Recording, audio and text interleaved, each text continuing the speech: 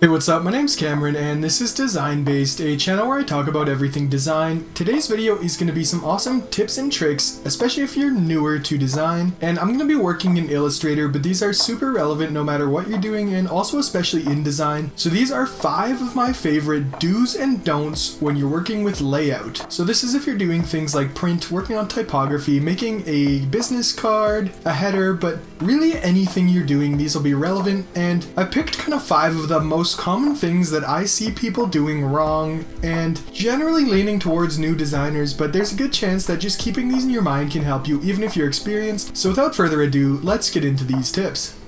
So for each of these, I'm going to kind of go over what I'm talking about and show you a bad example, and then we're going to go on to how it can be fixed and show you a bit of a better example and what I might do. It is worth noting that these were made just to illustrate these concepts, so the good example might not be perfect design, but with the contrast you'll definitely see how it's an improvement and what you should be focusing on. And the first thing we're going to talk about is margins. So if you don't know what that is, that's pretty much the space around your design. So kind of imagine a picture frame. That's kind of what you're going to want on each side of your design, because otherwise the type might just be straight to the edge and all over, or it might be quite inconsistent. So looking at this example here, we can see that everything is super tight around the edges and kind of inconsistent. Usually the most common area you'll find problems is the left or the top, but it is worth noting that this can be a problem everywhere, so you'll see it's just so close to the left, and for something like this as a business card, that can be a problem just for the save areas and how you trim it, because it's never going to be perfect. But also, it's just really hard on the eyes, and it just feels wrong when you see type that is so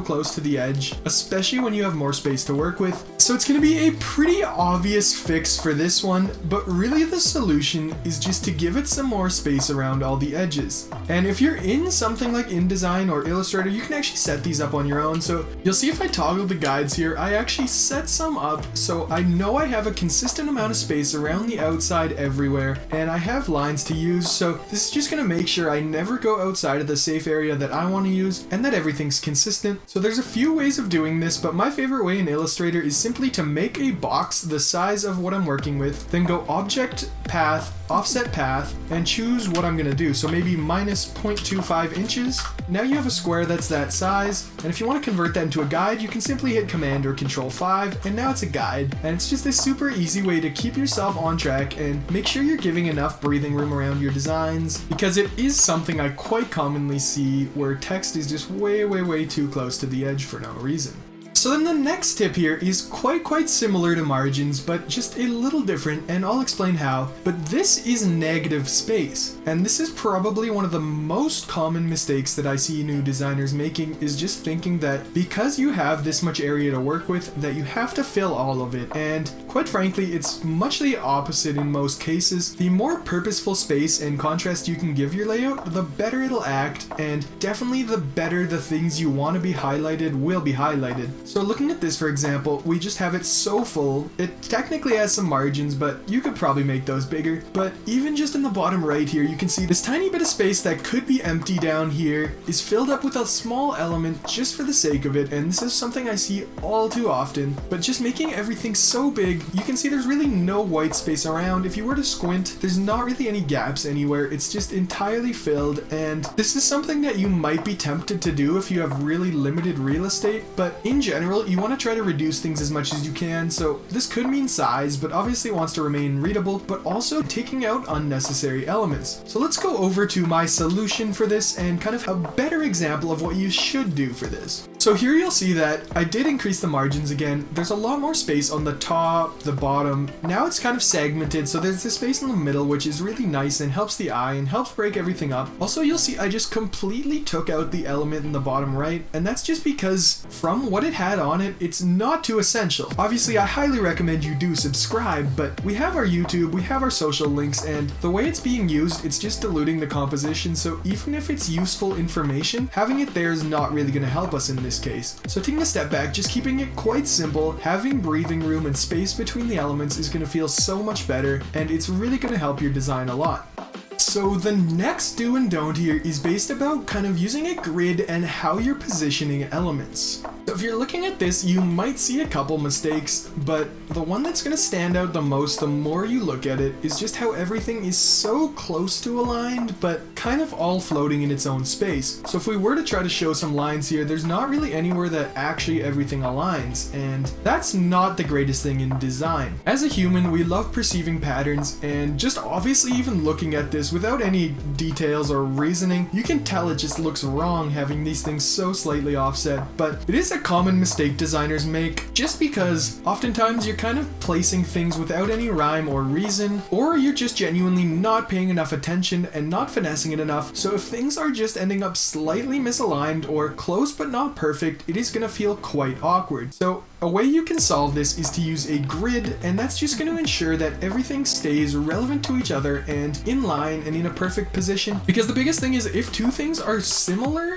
but not identical, there has to be a good reason that they're different, and if they're just super close and there's no good reason they're different, it's just going to be super hard to comprehend. So as a general rule of thumb, you should make sure things are aligned to others and have a reason for where they're placed, as opposed to just kind of nudging them over, free moving them into some open space. So then going forward to kind of the do for this and a better way to do it, you'll see that it does look quite similar, and from afar they essentially look the same, but it's just going to be a lot nicer on the eyes and it's going to feel a lot better to look at. And I'll show you how this was made. I'm going to press Control or Command and semicolon, and that's going to show the guides I have. And what I did here was set up a 5-column grid here, just because I think that's something that works really good for this. Having an odd number allows a bit more of a dynamic composition. So you'll see here that everything falls in this 5-column grid. Some things span across all of it, some take 4 columns, and some are split into 2. But even though we're using these grids in a lot of a different way, you can see that everything just makes a lot of sense. The obvious stuff too, the negative space is similar, the do and don't is perfectly aligned, and just these small refinements are going to make everything a lot better, and it's going to keep everything consistent, feeling way more professional, and ultimately just lend to a much better design overall. I won't go into how to choose the best grid and all that, but there is a lot of great resources out there if you're interested in some more details. But the bottom line is, just using any grid and any purpose to your system will help everything and will help level up your design. So this is how you should use grids.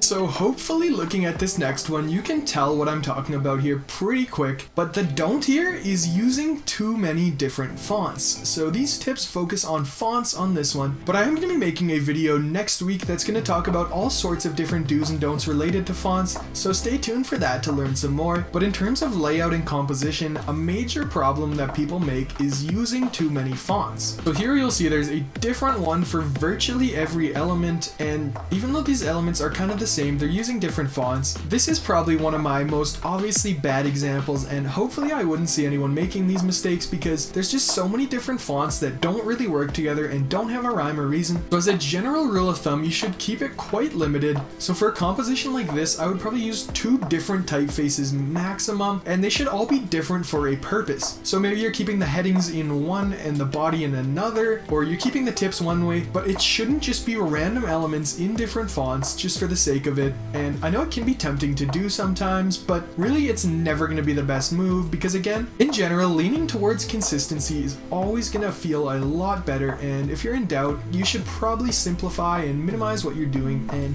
it's almost never going to hurt your composition. But there's also another problem that people will make with fonts, and this is a little more advanced and a little harder to grasp, because at first glance this isn't bad. Everything's from the same type family, but it's not quite right. And that's just because we're using so many different varieties of it. So we have everything from light to medium to bold, extra bold, italics. The do and don't have just slightly off ones, and it's just these little things that might look fine at first glance, but the more you nitpick it, or the more you read it, it's just gonna feel a little off, and you might not know why, but that's just because you're using like 10 different fonts here. And there's a lot of problems with this. If you're doing web, it's just gonna be a lot more stuff to load, and no point there. But also, from the sake of contrast, there's some general rules you want with fonts, and one of the most important type rules is that generally you should use typefaces that are 2 apart. So if that doesn't make any sense, so let's say we're using bold for the headline here, that means that going just down from bold to semi-bold for the copy is not quite enough, and here we have size, so it does look a lot different, but it's just not quite enough of an actual contrast, so you should always use 2 off. So if your headline's bold, you should use medium in this type family for the copy, and it's just gonna look a lot cleaner, have more contrast, and make more sense. So then how should this be minimized, and what should this look like in a perfect world? What is the do for this tip? And this is just simply this. So here I'm using 3 different weights, and it looks a lot cleaner instantly. Everything makes more sense. The hierarchy's good because you can instantly read the title, the headings, and it just makes a lot of sense to navigate. In general, if you're setting up type, you're going to want to set up some rules that apply for everything, so all your headings will be bold, all your text will be medium, and maybe your hero heading will be black. Again, I'll keep repeating this. The more consistency and purpose you can have, the better. So just by making sure you're only using fonts purposefully, you're using one family and just a few weights of it, it's going to work a ton better and look a lot more professional than if you're using all sorts of different fonts with no rhyme or reason, or if you're using every weight and every possible use in the family, which is going to get a lot jumbled. But here's a great way to use type purposefully and effectively in all your layouts. And then last but not least here, this is something I've been talking about intermittently, but this is a tip specifically focused on it. So this is hierarchy.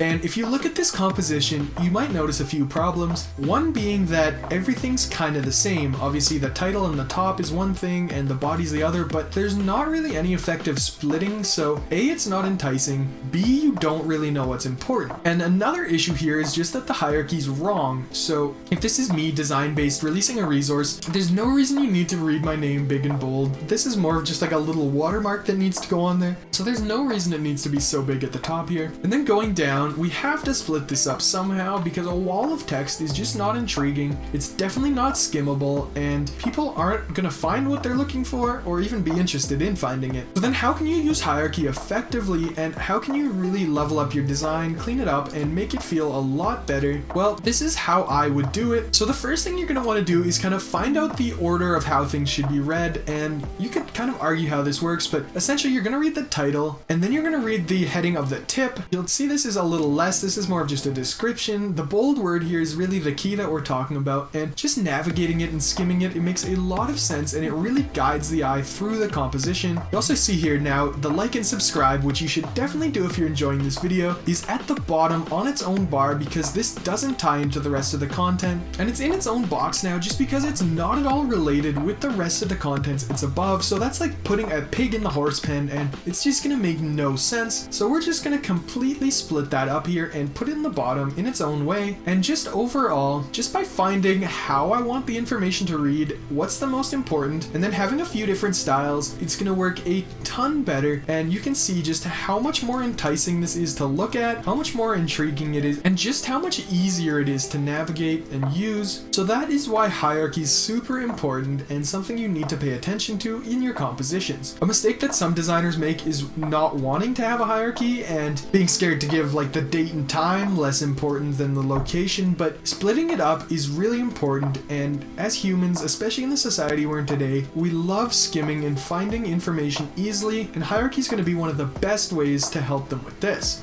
So there we have it. Those are my how-tos, tips, do's and don'ts specifically about layout and composition. If you're watching this when it just comes out, stay tuned for next week and there'll be one more focused on typography and fonts. And if not, check the description and there will be a link to it here. But it seems like you guys really enjoy these how-to, do's and don'ts styles of videos. So let me know what else you'd like me to cover and what else you'd like to learn more about. If you did enjoy the video, make sure you like and subscribe. It will help me out a ton. But other than that, I hope you're having a great day and go design something awesome.